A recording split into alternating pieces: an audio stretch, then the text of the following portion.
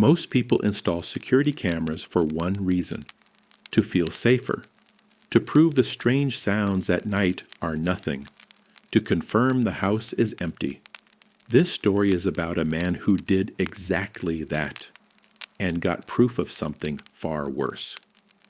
Welcome to Tales Beyond the Flame. He had lived in the house for just over 3 months when the small things began. Nothing dramatic, nothing that would make sense to call the police over. Just details.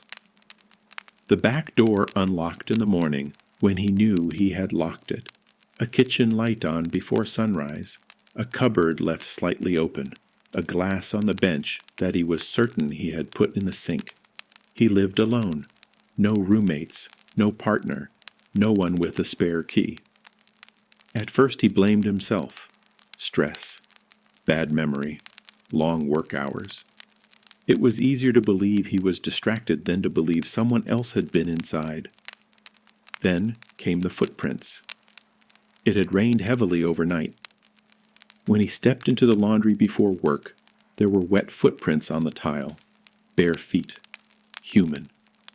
They began at the back door, crossed the room, moved slowly down the hallway, and stopped directly outside his bedroom door. No return prints, no prints leading away, just a trail that ended where he slept. He stared at them for nearly a minute, then took photos, then cleaned them up, then bought cameras after work.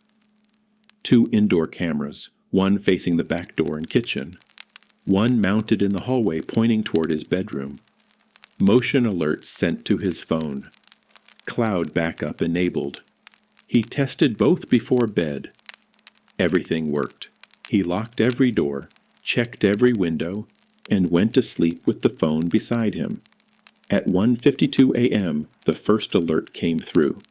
Motion detected, kitchen. He opened it instantly. Nothing.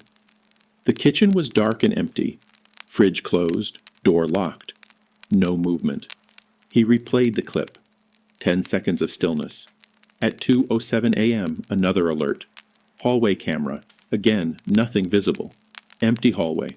Closed bedroom door. Silence.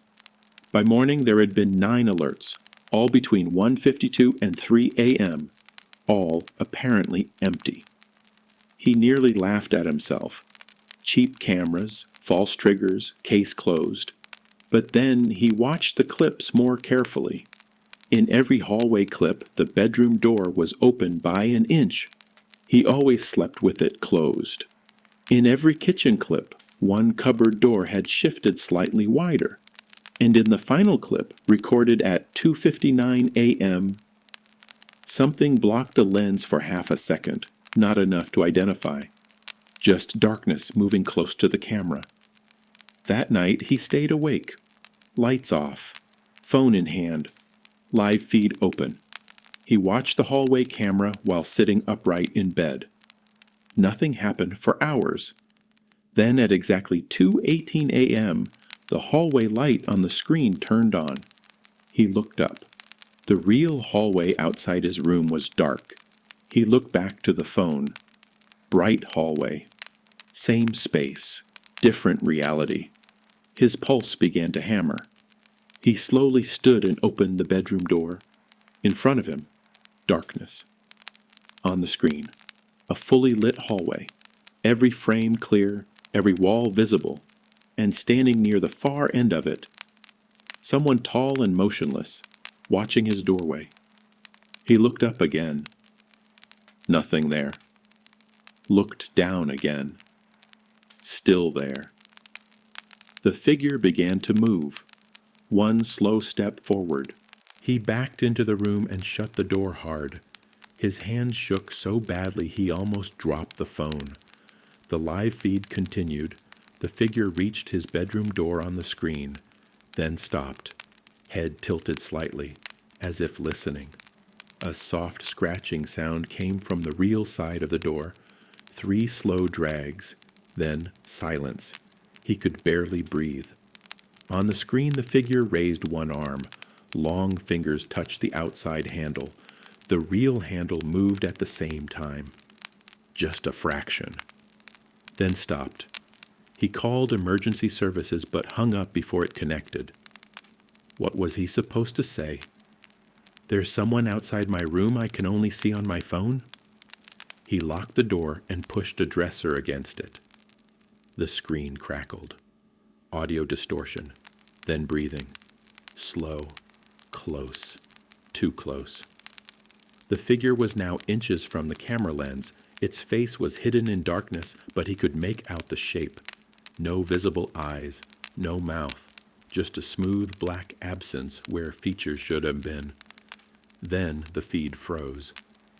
Buffering. The screen returned with a new angle. The hallway camera was no longer facing the hall. It was facing into his bedroom, showing him standing there holding the phone. He looked up in panic. The real hallway was still dark, the door still closed. No camera had moved, but on the screen something stood directly behind him, tall, silent, close enough to touch his shoulder. He spun around, nothing there, looked back to the phone, still there. Its head leaned lower toward him. Then a whisper came through the speaker. "Don't turn around again." He screamed and threw the phone across the room.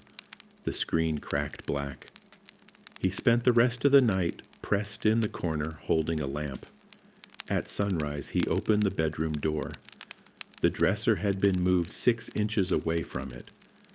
Dragged during the night, he had heard nothing. He left immediately and came back later with a friend. Together they checked the house. No one inside, no broken locks, no open windows. But both cameras had changed position. The kitchen camera now pointed at the back door from the floor. The hallway camera had been rotated to stare directly at the bedroom.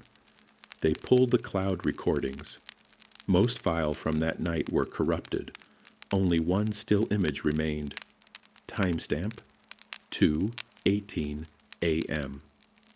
It showed him standing in the doorway staring at his phone. Behind him, inside the bedroom, stood a tall, dark figure with one hand lifted toward his shoulder. His friend refused to stay another minute. He moved out that week. Left half his furniture behind. Months later, he got an automated email from the camera company. Motion detected. He had forgotten to cancel the account. The cameras should have been unplugged. The house was vacant. He opened the preview image. It showed the empty bedroom. Dust on the floor, no bed, no furniture. And in the corner, something tall was standing in the dark, facing the doorway, waiting. The timestamp read 2:18 a.m. exactly.